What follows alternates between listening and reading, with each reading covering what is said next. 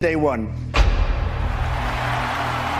As my first order of business, I hereby declare martial law. I'm tired of this separation of church and state junk. Effective immediately, all children are now considered spiritual soldiers of MAGA. Regardless of rape, incest, or health of the woman, abortion is now illegal. In honor of our 2021 Patriots, January 6th will now be recognized as our great nation's birthday. All citizens are required to participate in quadrant festivities. Failure to do so will be met with harsh punishment and immediate incarceration in your local detention camp. Anyone caught providing or receiving an abortion will be charged with murder. Do you believe in punishment for abortion? There has to be some form of punishment. For the woman? Yeah, there has to be some form. Due to previous liberal indoctrination, all schools are hereby closed. All citizens must participate in their quadrant's book elimination celebration festivities. Failure to do so will be met with harsh punishment and immediate incarceration in your local detention camp. All migrants, refugees, and dreamers are now considered enemies of the new America and will be rounded up, incarcerated, and deported immediately. They're poisoning the blood of our country. That's what they've done. We will root out the radical left thugs that live like vermin. My question to you, sir, can voters trust a presidential candidate who has not won a single Trump International Golf Club trophy? At long last, sir, have you no chip shot? Well, look, I'd be happy to play. I told him this before when he came into the Oval, when he was before he got sworn in. I said, I'll give you 3 strokes if you carry your own bag. Reaction. Yeah, well, Sean, I actually released a song last week that I wrote over the winter prior to taking this position as co-chair of the RNC.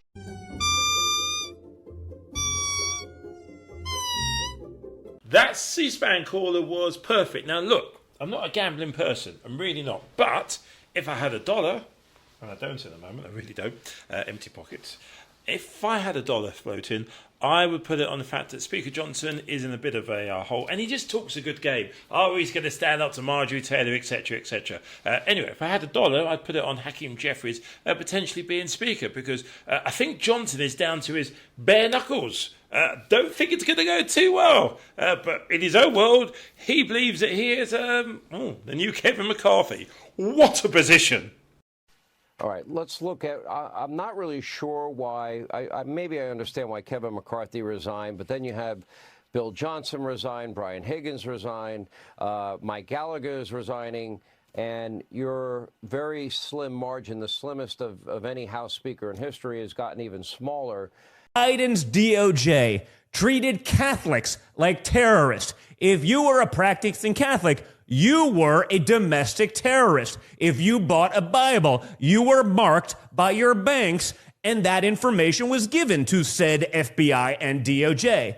They think church-going patriots are terrorists. It is so important that every opportunity the Biden administration take to correct Fox and the nonsense they push out.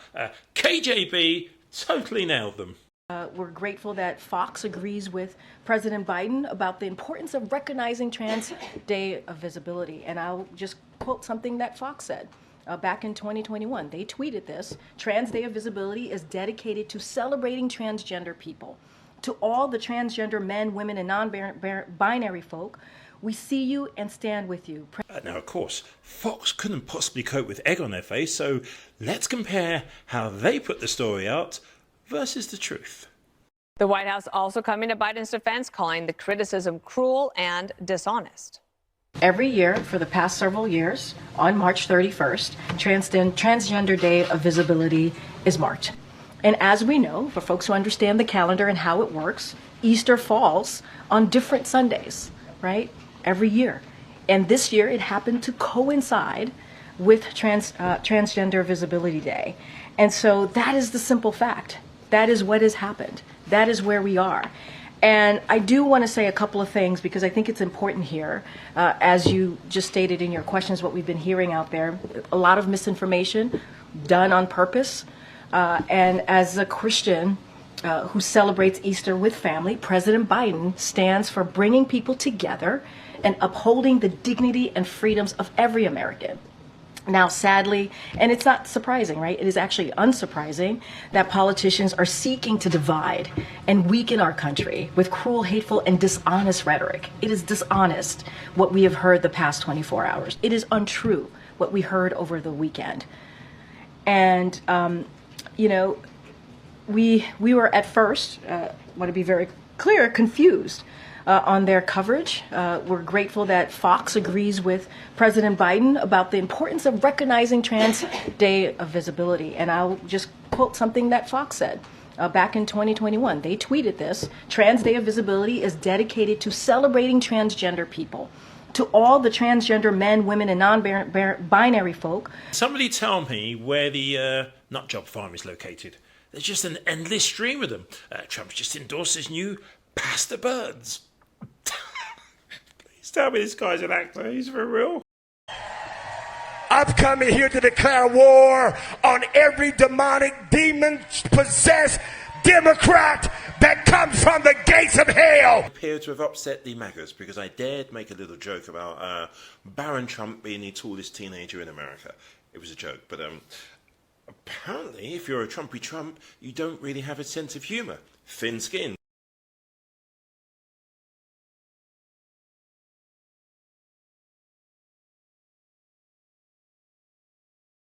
Oh, this is just one of many polls, What we saw last week was a poll that showed Biden making great strides and doing it on the strength of younger voters coming home. What we're seeing now is Biden making really good strides on the strength of independents coming home.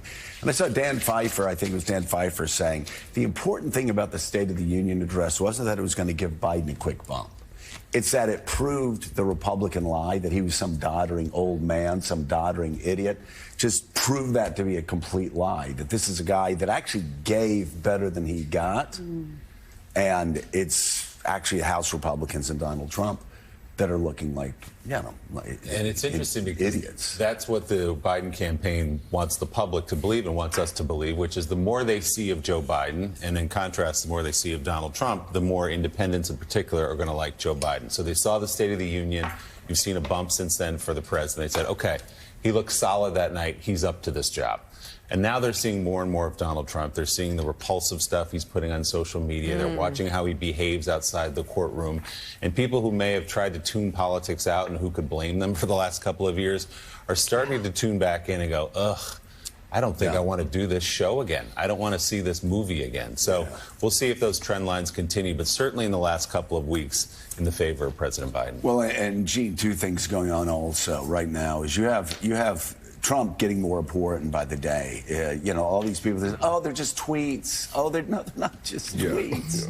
No, this is an out-and-out call for authoritarianism. This isn't just tweets. This is calling for the assassination of political opponents. So you have that on one side. And especially these Wall Street guys, oh, I will never vote for Donald Trump ever. And then, 3 days later, I'm kind of leaning toward it, which is just... It's obscene. It's absolutely obscene. And this BS, oh, Joe Biden's a socialist. They love to say that. Joe Biden's really? Yeah, is that why you get richer by the second? Is that why you have more money than you know? Their problem tax season is, it really is. If they're investing in the stock market, it's not that he's a socialist and they've got to figure out how to hide money. It's that they're making too much money. And they got to figure out how to hide all the record profits they've made this year. Stock market at an all-time high. So that's on one side, right? This desperation to justify supporting a fascist because you think it may be good for your bottom line. Yeah. And then on the other side, you have the fact that Joe Biden is doing something, Gene, that nobody has done to Donald Trump in all of his years in politics. He's taken it to him every day. He's mocking and ridiculing him. Donald Trump can't even put up anymore that he cheated to win his club championship anymore without Biden making a fool of him. Everywhere he moves, Biden and his campaign are just tweaking him, mocking him. And suddenly this bully, isn't looking so tough. I got the new Trump Bible. Let's read some more passages. I've read your questions in the comments, and yes, the book does come with these tiny little page turners. And this is my favorite part, it comes with a hush money dollar bill bookmark. When Jesus came down from the mountain, there was a leper who knelt in front of him asking for healing. In response, Jesus jerked his hands in front of his body, mocking his disability. 2 Corinthians, I'm still looking for it. Insurrectionist 1:6 says, "Thou shalt not steal, unless it is an election. Then you tell your loyal followers to storm the Capitol." This is from the book of Exodus. During a wedding in Galilee, Jesus transformed approximately 120 gallons of water into golden showers. My Lord, O God, I cried to you for help, and you have healed me by instructing me to inject myself with bleach. 2 Corinthians 4 indictments reads, "Beware of false prophets who come to you in sheep's clothing, but inwardly are ravenous wolves." Weird, how'd that one get in there? Have a glorious day. But do you really believe that when people talk about the threat to democracy that Trump poses, do you really think that that is an equal evil to Biden? I mean, listen, I can make the argument that President Biden is a much worse threat to democracy. The Palestinian people are arguably the most pampered people by international aid organizations in the history of the world. Are you kidding me? No, Even I'm not. before this war, 78% of people in Gaza said they had, not enough food to eat. Right. And why is that? Why are you blaming Israel? In part, it's Hamas, and in part, it's the fact that Israel imposed a blockade and talked about putting them on a diet. If your neighbor, first of all, Israel has no obligation. It's not Israel's fault that Gaza is poverty-stricken. Gaza should be one of the wealthiest states on the Mediterranean. They have no control over their own territory. Of course, Israel if you go to war, everything that comes in and goes out. If you go to war, no, Crystal, why are you blaming? Why do you insist on blaming Israel? I wrote an award-winning article for Rolling Stone that showed how that election was stolen from John Kerry. So I don't think, and most Americans agree with me about 2001, that it was a stolen election from the Democratic Party candidate. So, Daniel, that's not something that a lot of people have heard, the 2004 election, okay? And it stood out to you along with a few other key moments there. It did. So he did write an article about this in 2006 in Rolling Stone, claiming that the election was stolen from John Kerry because of what happened in the state of Ohio, then an important swing state. That article did not actually prove the election was stolen. It raised a litany of some very real problems that nonetheless did not show that Kerry would have won the state if not for those problems. It also made, like in many cases with Mr. Kennedy, a whole bunch of speculative leaps, assumptions about data that experts in things like exit polling said were just not true. So no, there was no proof the election was stolen in 2004 from Mr. Kerry. Mr. Kennedy also made some other claims there, and I think we need to look at. He asserted that President Biden has denied him Secret Service protection in this election. First of all, there is no evidence that President Biden has been at all personally involved in decisions about who should and should not get Secret Service protection. Secondly, I think it's important to note that there are federal criteria for who gets such protection, including such things as being the nominee of a major party, which Mr. Kennedy is not, being at 15% or higher consistently for a month in the Real Clear Politics polling average, with which Mr. Kennedy currently is not. Am I interpreting this right? Did this clown just sack Caitlyn Jenner? So go figure. Permission to speak on behalf of the American people, Dana? Do you? Yes, okay. Thank I was you. going to offer to hold your hand, but I think I'll take a pass. I think the trans thing is over. We have accommodated the trans for quite some time. They're demanding more visibility, Greg. The only thing more visible than the trans is Taylor Swift or Kilmeade. I see more stuff about trans than anything. Was neither. If they're cancelling Caitlyn Jenner, I'm just confused. I really am. He's saying transgender is no longer a thing. That must mean Caitlyn Jenner is gone. Caitlyn, in the past, you have celebrated Transgender Day of Visibility, but this year you're saying they shouldn't have done it on Easter or shouldn't have promoted it. Which what's your concern? Well, my only concern, and first of all, the Transgender Day of Visibility is fine. I have used it in the past. It's fine. Trans people are okay. My number one problem with this whole thing is this proclamation. President Biden never should have done it. To be honest with you, if he just said nothing, he would have been fine. But I firmly believe that the left, they constantly look at the media and how they can manipulate things. And it's a shame. I mean, here Joe Biden's supposed to be a devout Christian, a devout Catholic. And to be honest with you, what he did is really flip the middle finger at all people of religion. Even the D.C.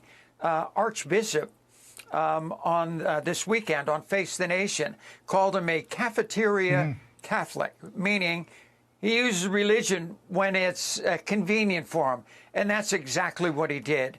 And it's just a shame. This is really about, again, the Democrats, the left, destroying the family structure, destroying religion. I mean, look at took the religious symbols off the Easter eggs in the White House Easter egg hunt. It's just all about trying to destroy religion. And what do they want? They want the religion to be government. So it's a shame that the trans community is being used like this. We've just got 30 seconds left, but a spokesman for the White House said that And it's just a shame. This is really about, again, the Democrats, the left, destroying the family structure, destroying religion. I mean, look at took the religious symbols off the Easter eggs in the White. Try to keep a straight face when you say the words Dr. Ben Carson. He's a doctor. He really is. The only problem, it appears, is that he's a scientific work in progress, because it hasn't really worked out that the brain connects to the mouth and you articulate a reasonable line of dialogue that we can all understand, because I'm confused by this. And that was a wonderful monologue you did there. We are in a very strange situation. I don't think most Americans agree with the kind of things that were going on this weekend. I didn't believe it when I first saw that this proclamation was being enhanced by Biden, knowing that it would fall on Easter, the day that we celebrate the resurrection of Christ. And, to think that we're in a situation now where we are taking something that is abnormal, sexuality and perversions and that, and trying to make that normal, it takes you all the way back to January 10th, 1963, when Congressman Herlong of Florida read into the congressional record the 45 goals of communism in America. What do they want to happen in America? Goal number 26 was to make sexual perversion normal, natural, and healthy. We see that going on. We have some breaking news. Judge Merchan has just sided with District Attorney Bragg in a ruling minutes ago. He expanded the gag order to include family members of the court and of the DA's office. Joining me now here at the table is Mary McCord. She is the former acting assistant attorney general for national security at the Justice Department. Also with us is former federal prosecutor and my buddy Glenn Kirshner. So, Glenn, let me start with you. The DA has just come back with this ruling moments ago. Tell us, I know he's been scouring over the paper here. Tell us what you find in this. What should we need to know about what the judge has done? So, Michael, I would say predictably, Judge Juan Merchan expanded the gag order to include family members of the judge, of the court staff, of the prosecutor's office. That's wonderful. Donald Trump is laboring under, a hat trick of shut up, because there are 3 gag orders that have been in place over time. Judge Chutkan in the D.C. federal prosecution, Judge Engoron in the New York civil fraud trial, and now Judge Merchan in the New York, I don't call it a hush money case. It's the 2016 election interference case that includes hush money payments that were then covered up with false business records. Has it done any good? Has it helped? You just said a minute ago, Donald Trump is putting his trial on trials. He's putting the criminal justice system to the test, and I think the system is failing. And the reason I say that is because you just read in part the first sentence from the motion that was filed by District Attorney Bragg, and it reads, defendants' dangerous, violent, and reprehensible rhetoric fundamentally threatens the integrity of these proceedings and is intended to intimidate witnesses and trial participants alike, including this court. To this old prosecutor, the only sentence that makes sense coming after that assertion is, therefore, the people are moving for pretrial detention. I'm not saying, listen, we have 4 criminal cases across 4 jurisdictions. There are different rules in every jurisdiction. But the fact that no judge and no prosecutor has stepped up to actually put a stop to Trump's dangerous rhetoric is a real problem. And Mary, that's where Glenn put his finger on the pulse of what really irritates the heck out of me about all of this, because that sentence should follow the beginning of that. What's your take on the judge's expansion of this gag order? And how do you see other judges in other trials that are before, that Trump is before, sort of assessing and dealing with this ruling? I think the reason he expanded the gag order was less about his daughter and more about the message that Trump gets if he doesn't expand it, right? And more about the message that potential jurors get if he doesn't expand it. I think he is now very worried, and this is something that the DA raised in their papers, very worried that people are going to be extremely reluctant to serve as jurors, to have any witnesses are going to start to, become reluctant and maybe even be nervous about telling the truth on the stand because they feel like they're targeted, jurors, witnesses, trial participants, as well as their families. So to me, this was the judge saying, look, I've got to take this step here to send a message that the administration of justice will not be impinged by this conduct of Donald Trump. And he also says, we're not in a David and Goliath situation here where the government is all powerful, because Trump himself, has a bully pulpit about as substantial as any. Vincent Franco, Caroline Franco, 2 names, well, probably like me, you've never heard of before. They are the people who are bragging, they're not even hiding it, bragging that it's their vehicle, they did this whole, I can't quite believe I'm saying this, let's threaten the life of a sitting president. Let's put pictures of him bound and just real vile stuff.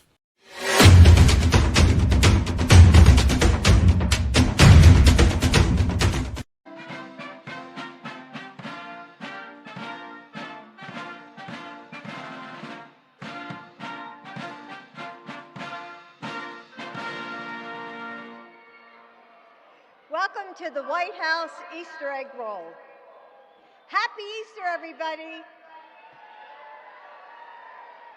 I'm a teacher, so I love any time when we can turn the White House into a classroom.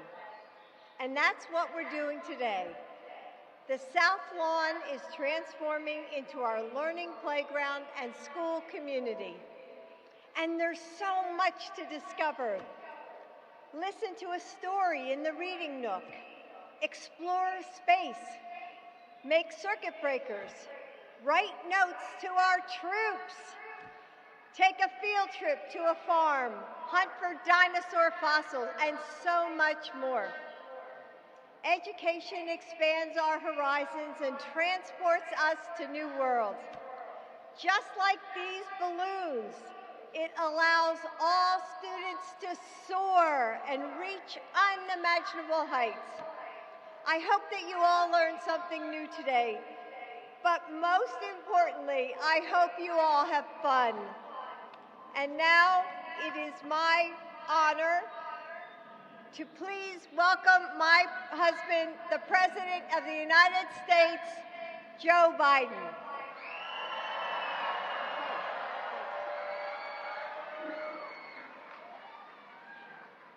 Happy Easter. Well, we did everything, but we couldn't control the weather. Although Al Roker told me this morning it was going to get sunny. Folks, welcome to what's expected to be the biggest White House Easter egg roll ever.